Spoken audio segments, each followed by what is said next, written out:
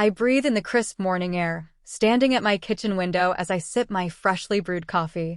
The golden sunlight filters through the towering pines surrounding my secluded country home. The world outside is calm, untouched, peaceful. Just the way I like it. I moved here 3 years ago, escaping the suffocating demands of city life and, more importantly, my overbearing family. A beautiful, two-story home nestled on 5 acres of land, far away from nosy neighbors and uninvited guests, my safe haven. With my work as a remote app developer, I don't need to leave often, and I like it that way. No commutes, no office chatter, no unnecessary small talk. Just me, my work, and my solitude. Except my family doesn't quite grasp the concept of personal space.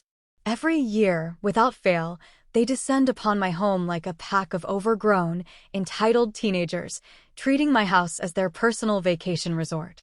My parents, my brother Daniel, his wife Clara, their 2 wild children, my sister Sophia, her husband Luke, and their child. It's an entire invasion force, and I'm the unfortunate land they claim is theirs. I glance at the time on my phone. It's barely 8 in the morning, and already, the familiar dread of approaching holiday season sinks into my stomach. November is here.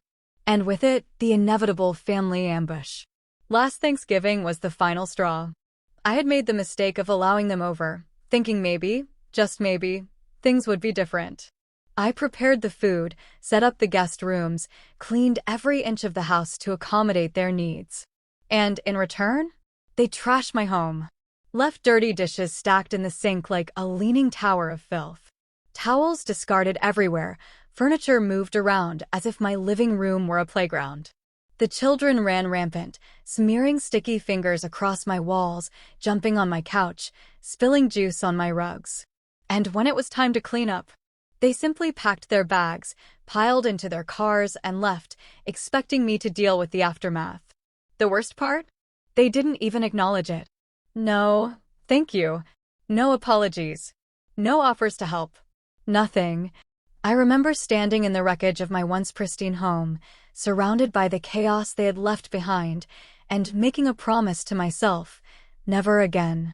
This year would be different. I have no intention of answering their calls. No invitations will be extended. No doors will be opened. I will spend Thanksgiving exactly how I want to, alone, with a bottle of wine, a perfectly roasted turkey, and absolute, undisturbed silence. For the first time in years, I will not let them bulldoze their way into my life. My phone vibrates on the counter, jolting me out of my thoughts. I glance at the screen. A message from Sophia. Hey Liv. Guess what? Mom says we're all coming to your place again for Thanksgiving. So excited. See you soon. My stomach twists. My fingers tighten around my coffee mug. Are they serious? I type back quickly, my heart pounding in frustration. No, not happening. I'm not hosting this year. The dots indicating her response pop up immediately. Haha, you're so dramatic. It's a family tradition. Besides, you live in the perfect spot. So much space. We're already making plans. See you soon. I stare at the message, my grip tightening on my phone. My blood pressure spikes. She didn't even acknowledge what I said. I inhale deeply, exhale slowly, and set my phone down before I throw it across the room. This is exactly what they do. They bulldoze over my boundaries as if they don't exist. They treat my home, my life, like an extension of their own, as if I exist solely for their convenience. Not this time. I pick up my phone again, my fingers moving with determination. Listen to me carefully. I am not hosting. If you show up, I won't open the door. You're not welcome this year. Find another plan. I hit send and stare at the screen, my heart hammering. Seconds pass. Then minutes. No response. Good. Maybe, just maybe, they'll take me seriously this time. I finish my coffee, feeling a small sense of victory. I will not be steamrolled. I will not be manipulated into another disastrous Thanksgiving. This year, my peace is non-negotiable. As I rinse out my mug, I allow myself to breathe, to relax, to enjoy the thought of a family-free holiday.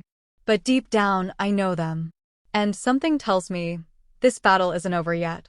I was enjoying a rare moment of quiet, curled up in my oversized armchair with a book in one hand and a steaming mug of chamomile tea in the other.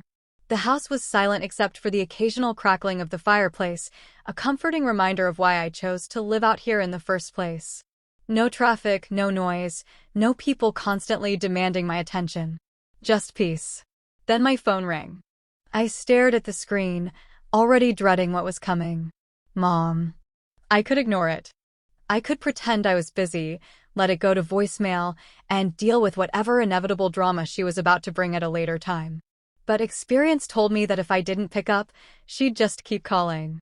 And calling. And calling. Until I gave in.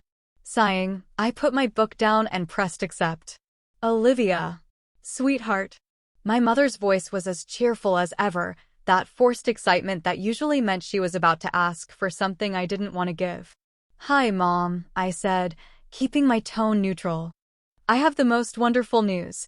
We've all decided to come to your place for Thanksgiving again this year. Isn't that exciting? My stomach twisted into a knot so tight I thought I might choke on it. I gripped my phone, inhaling sharply, forcing myself to stay calm.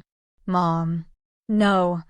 I told Sophia already, I'm not hosting this year. Oh, Olivia, she said with a laugh, as if I had just told the most hilarious joke. You're so funny. Of course, you are. I clenched my jaw. I'm serious, Mom. I'm not hosting. Last year was a disaster. You all left a mess, nobody helped clean up, and I was stuck with the bill for everything. I'm not doing that again. There was a pause on the other end, a beat of silence that made me think, just for a fleeting moment, that she might actually listen to me. That maybe this time, she'd respect my decision. Then, in a voice dripping with condescension, she said, Oh, honey, don't be so dramatic. That's what family is for. We all had such a lovely time last year. You wouldn't want to be alone on Thanksgiving, would you? Yes. Yes, I would. I actually would, Mom. Another laugh. Dismissive. Lighthearted, as if I were a child throwing a tantrum. We'll see you soon, sweetheart. And just like that, she hung up. I sat there, staring at my phone in utter disbelief. She didn't even pretend to care about my boundaries. Didn't even try to have a discussion. She had decided that my house was the designated Thanksgiving location, and that was the end of it. My blood simmered. I stood up, pacing my living room, my mind racing with frustration. I needed backup. I scrolled through my contacts and called my brother, Daniel. Hey, Liv, he answered, sounding far too cheerful for my liking. Did Mom talk to you? I asked, skipping the pleasantries. About Thanksgiving? Yeah, she told us all earlier. Great, right? The kids are so excited. I nearly dropped the phone. You knew. I hissed. And you didn't think to ask if I was okay with it? A chuckle. A chuckle. Liv, come on. You know how Mom is. It's easier to just go with it. Easy for you, I snapped. You don't have to host. You don't have to cook, clean up, deal with the mess, or pay for anything. You just show up, let your kids destroy my house, and leave without a second thought. Whoa, Daniel said, his tone turning defensive. That's not fair. I laughed, but there was no humor in it. Oh, it's not fair? Fair is me being forced to host every single year while you all treat my home like a free resort. Fair is me being ignored every time I say no. Jeez, Liv, it's just one day. One day that turns into a week. You all don't just come for Thanksgiving dinner, you move in. And I'm the one left cleaning up after all of you. Daniel sighed. Look, I get it. But Mom's already made up her mind, and you know how she is. It's just easier to let it happen. I closed my eyes, gripping my phone so tightly my knuckles turned white. They weren't listening. They never did. I pulled the phone away from my ear and hung up. I couldn't listen to another second of his excuses. Almost immediately, my phone lit up with a new message from Sophia. Liv, stop making a big deal out of this. It's family. You need to stop being such a hermit and learn to enjoy people. Another message from Daniel followed. Don't be selfish. The kids love your place. You wouldn't really ruin Thanksgiving for everyone, would you? I wanted to scream. I wanted to throw my phone across the room. Instead, I took a deep breath, shoving down the boiling rage that threatened to spill over. I typed back, forcing my fingers to move slowly, deliberately. If you all show up, I will not open the door. I am not hosting Thanksgiving. Final answer. I hit send. And waited. The silence stretched on, a quiet war waging through text messages. Then, Sophia responded. You're being ridiculous. We're coming anyway. See you soon. I dropped my phone onto the table and ran my hands through my hair.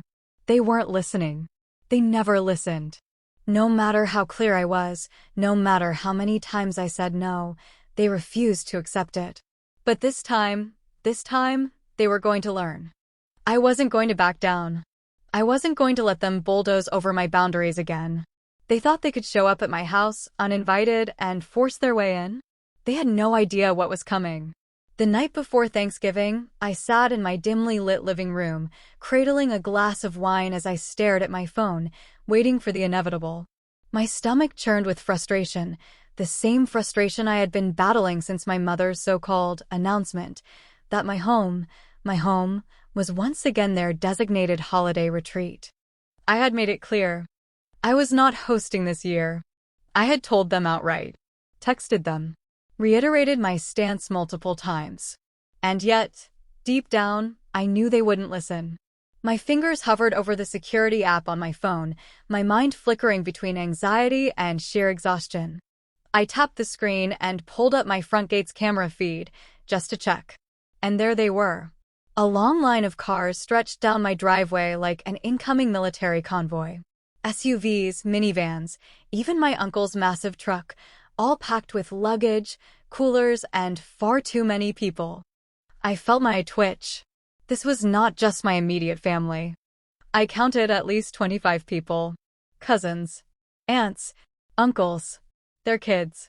All of them unloading their vehicles, chatting, laughing, hauling bags as if they were arriving at a luxury resort instead of an uninvited intrusion. I watched in growing horror as one of my younger cousins pulled out a pair of skis. Skis. As if my house were a ski lodge and they had already booked their stay. My heart pounded in my chest, a slow burn of anger building with every second. They had ignored me. Completely and utterly ignored me. I gritted my teeth and turned off the security feed. Fine. If they wanted to play this game, I would win. The doorbell rang. Then again. Then came the knocking. Loud. Persistent. Entitled. I took a long, slow sip of my wine and leaned back into my couch, deliberately ignoring the chaos outside. The knocking grew louder. Then my phone started vibrating on the table beside me. I sighed. I knew who it was before even checking. Mom. I let it ring. Then came another call. Daniel. Then Sophia. Then a flurry of text messages. Daniel, we're outside. Open the door. Sophia. Liv, seriously? Stop being dramatic and let us in. Mom, sweetheart, we're all here. The kids are getting restless. Just open the door and we'll talk about this inside. I smirked. Yeah, nice try. More knocking. Then pounding. Then the kids started screaming. Olivia. My mother's voice pierced through the chaos. This is absolutely ridiculous. Stop acting like a child and let us in. I swirled my wine, watching the deep red liquid move in slow circles. It was almost mesmerizing. Almost peaceful, if not for the fact that 25 people were trying to break into my house. I turned my phone on silent. Outside, the commotion escalated. Someone banged against the window. The kids were shouting now, their shrill voices cutting through the night. Aunt Olivia, let us in. I took another sip of wine. They were not my problem. This was exactly what I expected. The entitlement. The expectation that I would cave the moment they pushed hard enough. But I wasn't caving. Not this time. I stood up and walked to the window, pulling the curtain back just an inch. They were all gathered outside, shifting from foot to foot in the cold. My mother had her arms crossed, her face a mask of disapproval. Daniel was rubbing his temples, clearly annoyed that his perfect holiday plans weren't going as smoothly as expected. Sophia was on her phone, probably ranting to social media about what a selfish, horrible person I was. Good. Let them be uncomfortable. They had brought this on themselves. Then, just when I thought they might give up, the snowball started. At first, it was the kids. Small, harmless throws against the side of the house, tiny thuds that barely registered. But then the adults joined in. Snow smacked against my windows, against the front door. The rhythmic thunk, thunk, thunk echoing through the otherwise silent house. I felt something snap. I grabbed my phone and dialed. Sophia picked up immediately. Finally, she snapped. "What the hell, Liv?" I didn't even let her finish. "If your kids break a window, I'm reporting the damage to the police. Security cameras are recording everything." A pause. Then, "What?" Her voice lost its earlier bravado. "You heard me," I said, my voice icy. "If one more snowball hits my house, I'm pressing charges. I will send the footage to law enforcement and let them deal with it." Another pause. Then, in the background, I heard Sophia snapping at the kids. The snowball stopped. I exhaled, forcing myself to stay calm. I wasn't done. I tapped into the security app again and switched on the intercom system connected to my front porch camera. My voice, cold and unwavering, echoed outside. "This is trespassing. I did not invite you. I will not open the door. Leave, or I will involve the authorities." Dead silence. I watched from the camera feed as my family exchanged looks, their confidence wavering. Then came the arguments. "You should have called first," someone muttered. "She did tell us she wasn't hosting," another voice admitted. "Mom said it was fine." Daniel protested. "Well, obviously, it's not fine," Clara snapped. "We just drove 2 hours for nothing." My mother tried to regain control, her voice growing shrill. "She's family. Family doesn't turn each other away like this." But the damage was done. One by one, they started shuffling back to their cars. Except for my mother, who remained planted in place, arms crossed, still believing she could outlast me. And that was when my neighbor stepped in. Mr. Harrison, my elderly neighbor from down the road, approached the scene, hands in his coat pockets, his expression unreadable. "You're disturbing the neighborhood," he said, voice calm but firm. "If you don't leave, I'll be the one calling the police." My mother turned to him, clearly caught off guard. "Excuse me? This is my daughter's house. This is a family matter."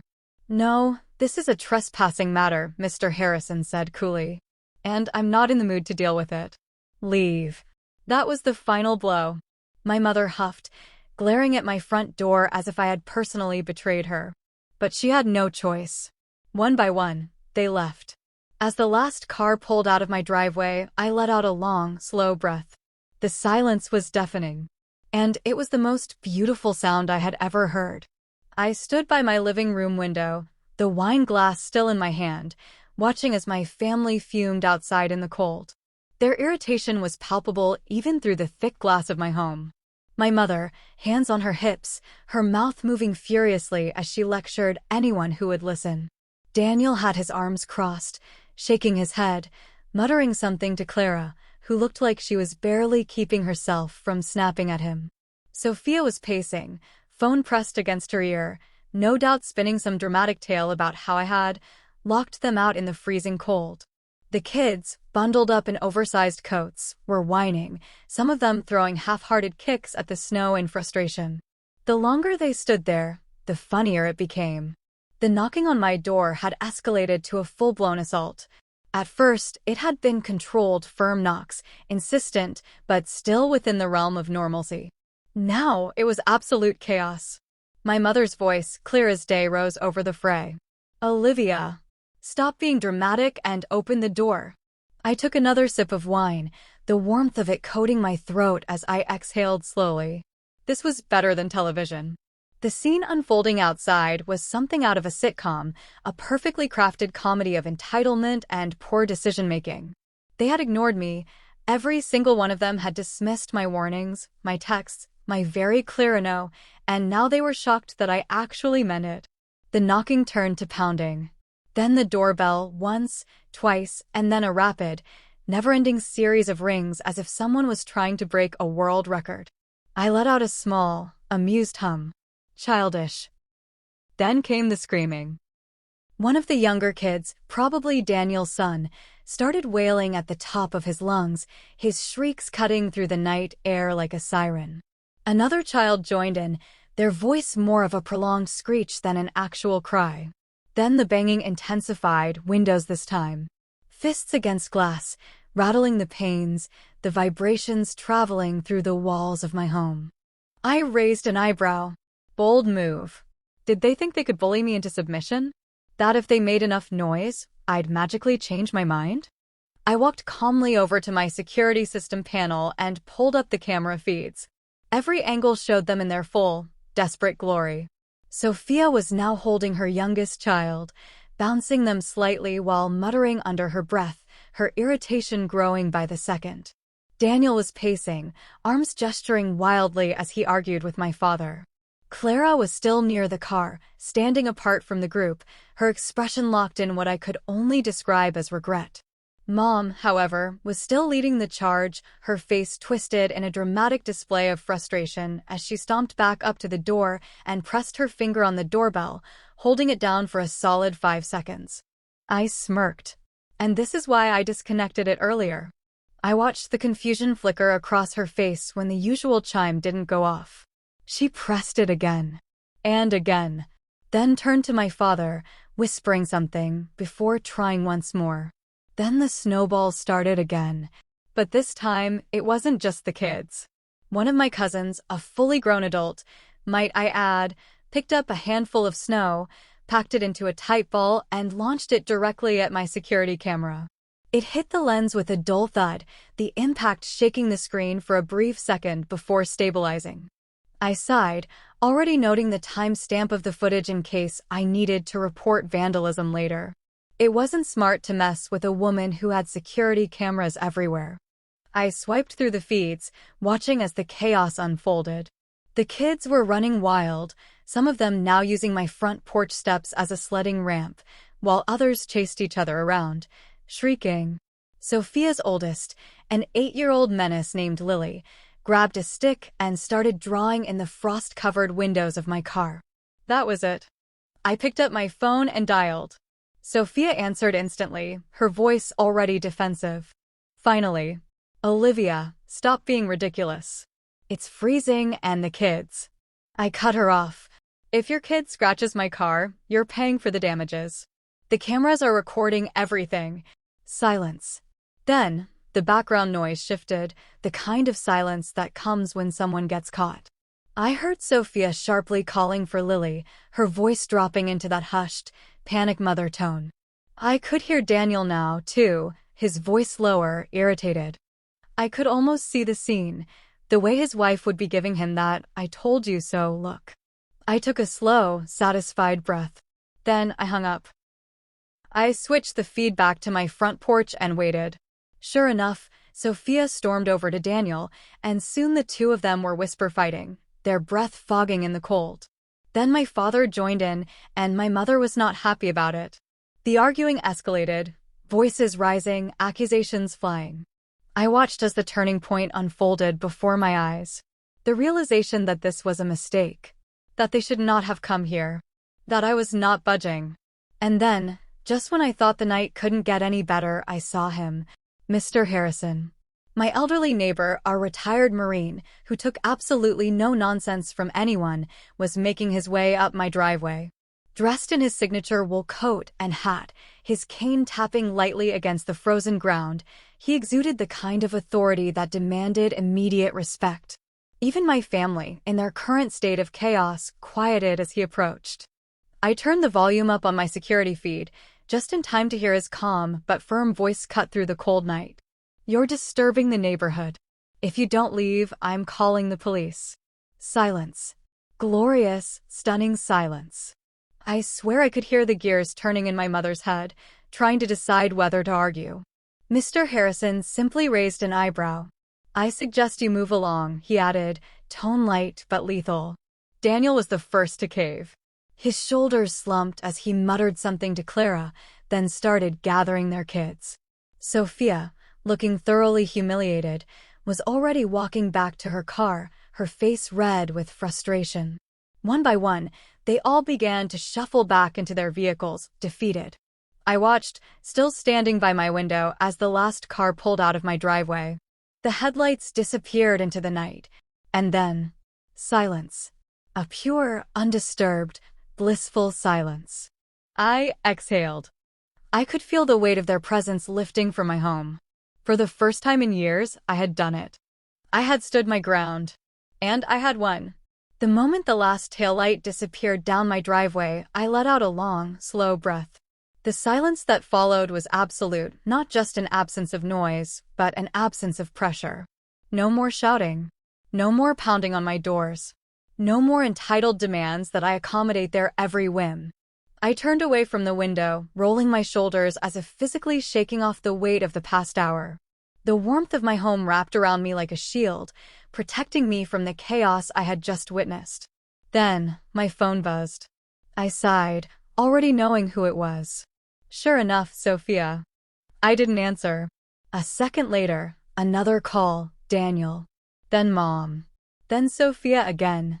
I picked up my glass of wine, carried it to the couch, and set my phone face down on the coffee table. They could call all they wanted. I had nothing left to say. But they weren't done. A flurry of texts began flooding my screen, one after another, the glow of the notifications illuminating the room. Sophia, are you kidding me? Daniel. That was so beyond messed up, Liv. Family doesn't do that to family. Mom, I don't even know who you are anymore. I laughed. I really, actually laughed. Oh, now they were upset? Now they were mad? Because I refused to be steamrolled for once? I picked up my phone and typed a single response. I told you all I wasn't hosting. You ignored me. That's not my problem. I hit send. Immediately, the typing bubbles appeared, then disappeared, then appeared again, then stopped. They had no response to that, because deep down, they knew I was right. I took another sip of wine, feeling the tension begin to unwind from my muscles. The fire crackled softly in the background, the only sound in the entire house. For the first time in years, I wasn't cleaning up after them. I wasn't dealing with their mess, their complaints, their endless needs. And I had never felt better. But then, just when I thought they had finally given up, my phone rang again. Dad. I sighed, debating whether or not to answer. Unlike Mom, who could guilt-trip a brick wall, or Sophia, who thrived on melodrama, Dad was usually the quiet one, the reasonable one. I hesitated, then finally gave in. I answered. A long silence stretched between us before he finally spoke. You really hurt your mother tonight. His voice was quiet, measured, like he was picking his words carefully. I closed my eyes, gripping the phone tighter. No, Dad, I said, my voice just as calm. She hurt herself. I told her no. She didn't listen. That's not my fault. A pause, then a sigh. Liv, you know how she is. She just wanted the family together. No, she wanted control, I corrected. She wanted me to fold, like I always do. And when I didn't, she threw a tantrum. Silence. I could feel the weight of his unspoken agreement. Because he knew. He had always known. Finally, he spoke again. I don't agree with how she handled it, he admitted. But, Liv, you really couldn't have let them in? Just for the night? I laughed, a short, humorless sound. Dad, do you hear yourself? Just for the night? That's never how it works. They would have stayed the entire weekend, left my house a disaster, and expected me to just deal with it. More silence. Then, finally, a sigh of resignation. All right, he said. I won't argue with you. I don't want this to turn into something permanent. That caught me off guard. What do you mean? Another long pause. I mean, you didn't see her, Liv. She was really upset. I rolled my eyes. Of course she was. She didn't get her way. Yeah, Dad admitted. But she's stubborn. If she digs in, this could last a long time. There it was. The real reason for his call. He wasn't worried about me. He was worried about what would happen if Mom held a grudge. I exhaled, rubbing my temple. If that's the case, I said, then so be it. I'm not going to chase after her, Dad. I'm not going to beg her to forgive me for setting a reasonable boundary. I could hear the conflict in his silence. Finally, he sighed again. All right. I just wanted to check in. I softened, just a little.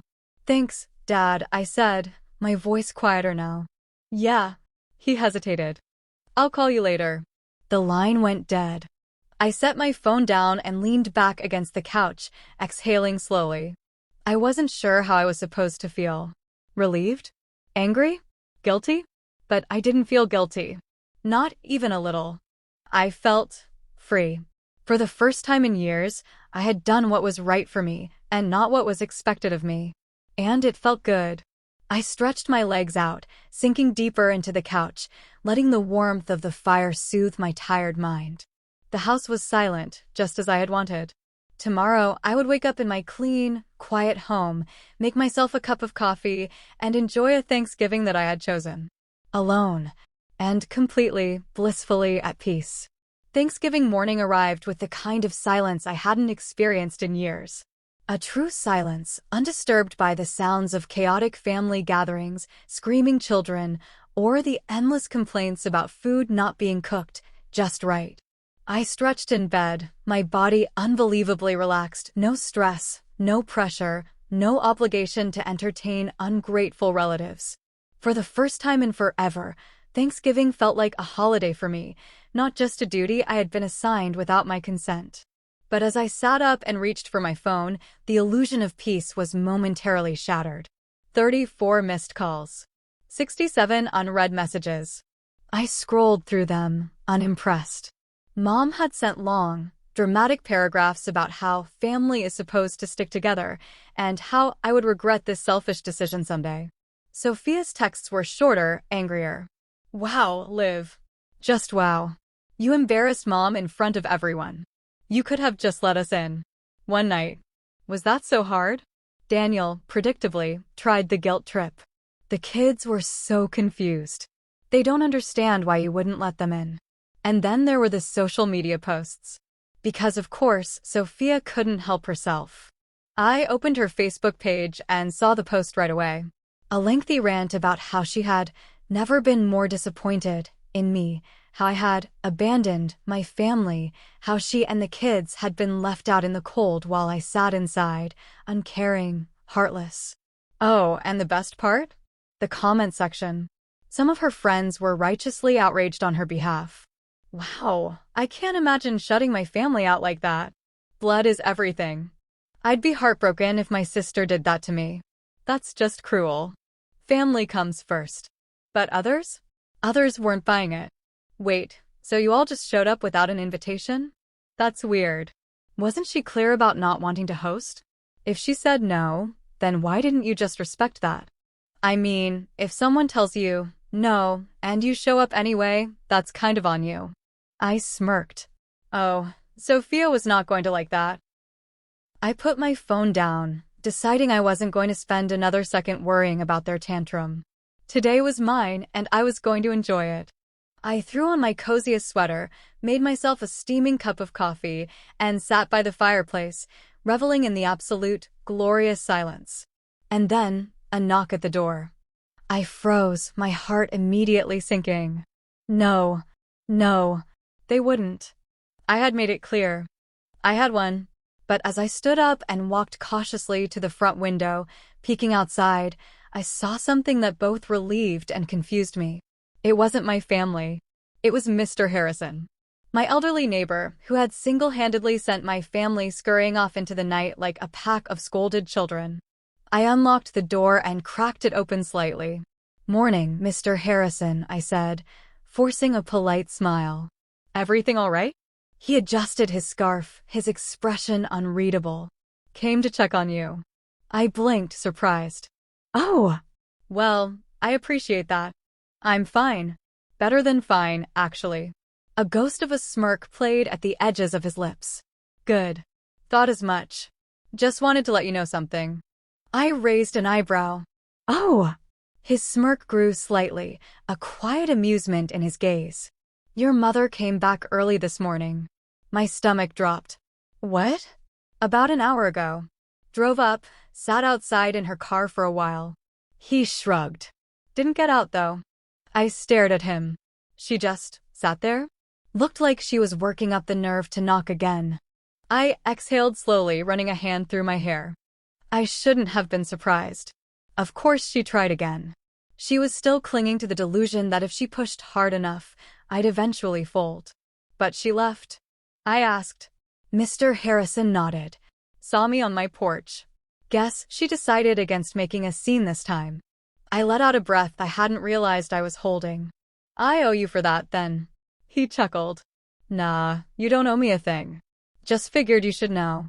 I nodded, a genuine warmth filling my chest. Mr. Harrison might just be my favorite person in this entire town. Thank you, I said sincerely. He gave me a small nod, then turned to leave. But before he stepped off my porch, he glanced back. You did the right thing, he said simply. Doesn't matter what they say. They'll get over it. Or they won't. Either way, it's not your problem. I smiled. Because he was right.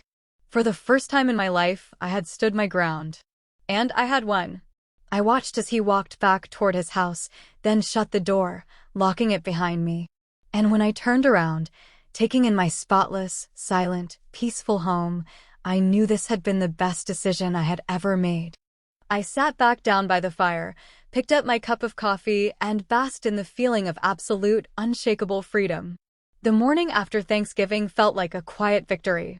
A triumph wrapped in the comforting warmth of my home, untouched by the usual post-holiday wreckage my family always left behind.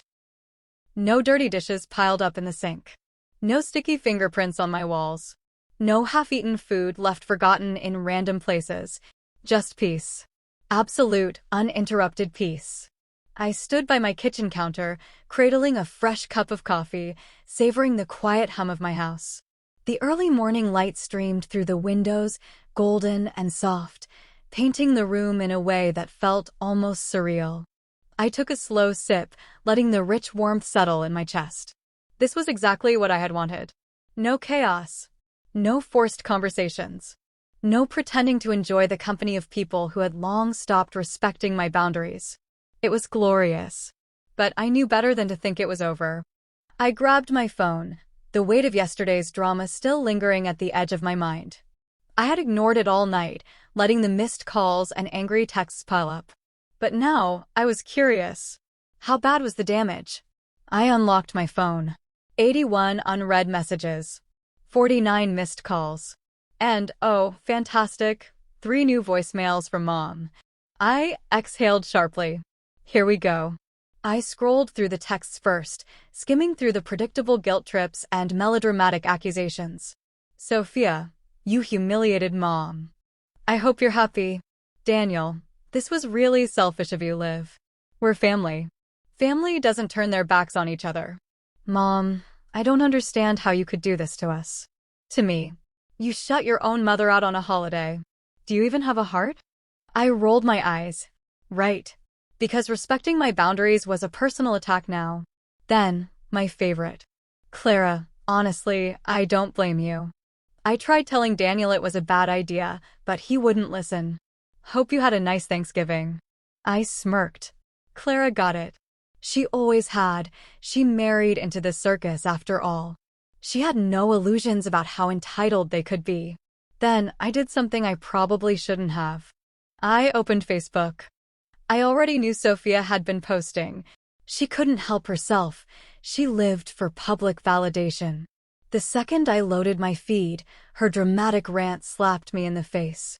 A long, winding post about how I had abandoned my family, left them out in the cold, and destroyed Thanksgiving. Oh, the horror. But the comments? That was where things got good. Sure, some of her friends were siding with her, calling me heartless, selfish, and ungrateful. But others? They weren't buying it. Wait, you just showed up at her house without permission? And expected her to be okay with that? She told you she wasn't hosting. You ignored her. That's on you. Why didn't you just make your own Thanksgiving plans instead of ambushing her? The more I scrolled, the more I saw the cracks forming. People were calling her out. They were challenging the narrative she was trying so hard to spin. And then, the best comment of all. This entire post is embarrassing. You're mad at her for enforcing a boundary that you knowingly crossed. Grow up.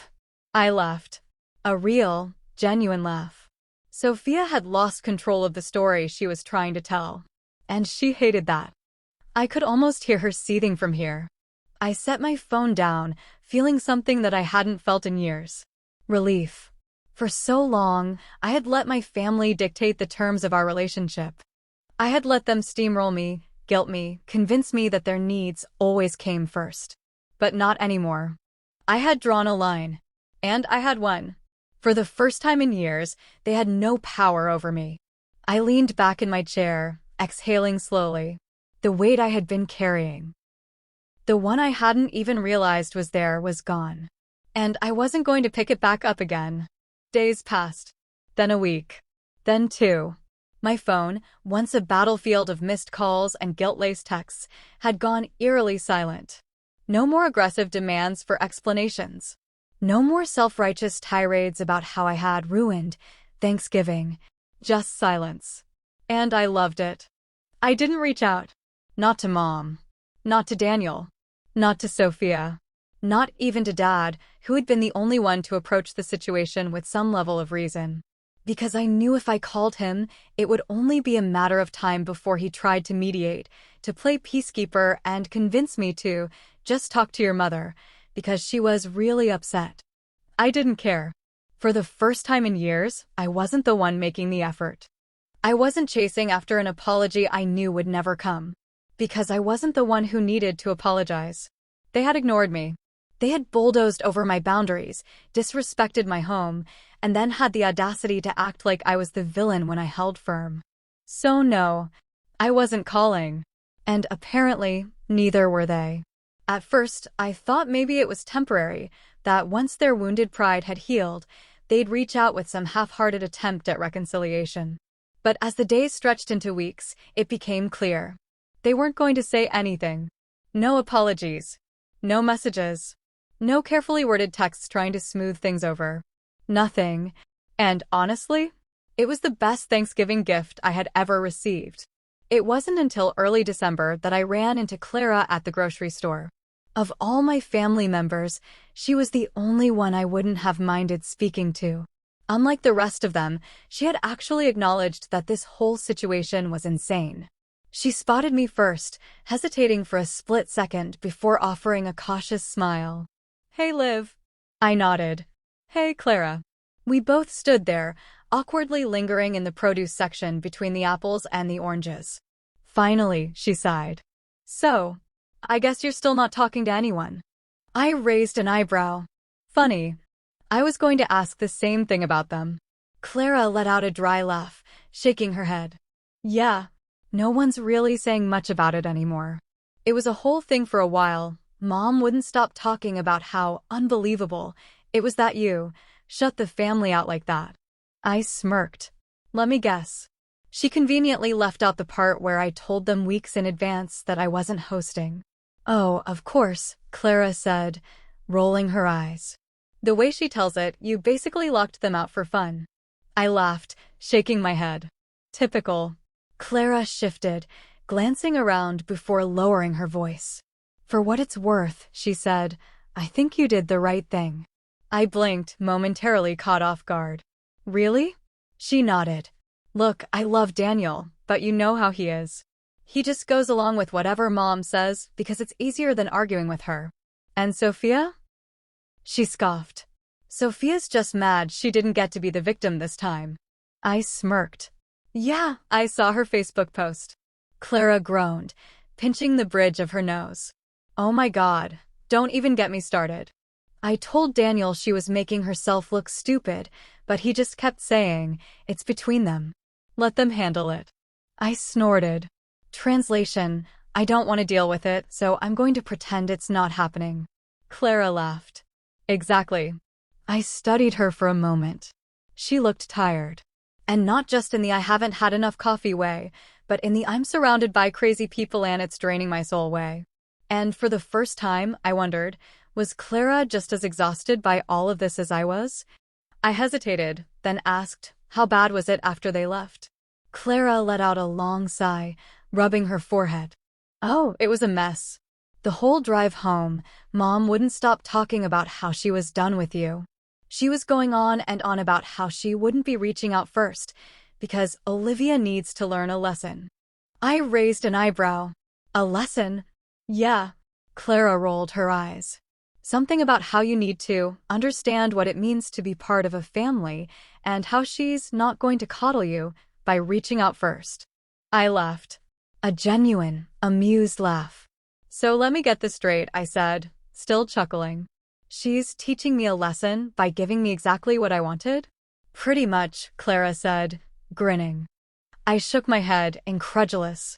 This was so classic Mom. She thought she was punishing me by cutting me off, by not calling me, by leaving me alone, and she didn't even realize that she was giving me exactly what I had been asking for all along. I almost wanted to thank her. Well, I said, smirking, far be it from me to disrupt her grand lesson plan. I wouldn't want to ruin the punishment by calling first. Clara laughed. God, I knew you'd say that.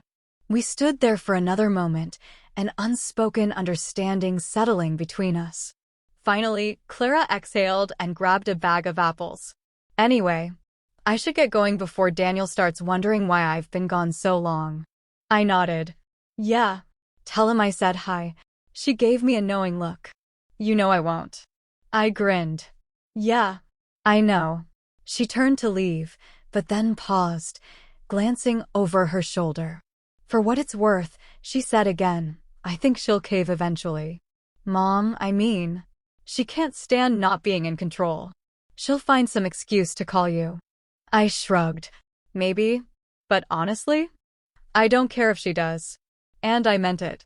Because for the first time in years, I felt free. I didn't need their validation. I didn't need their approval. I had set a boundary. I had held the line. And whether they liked it or not, I wasn't going back.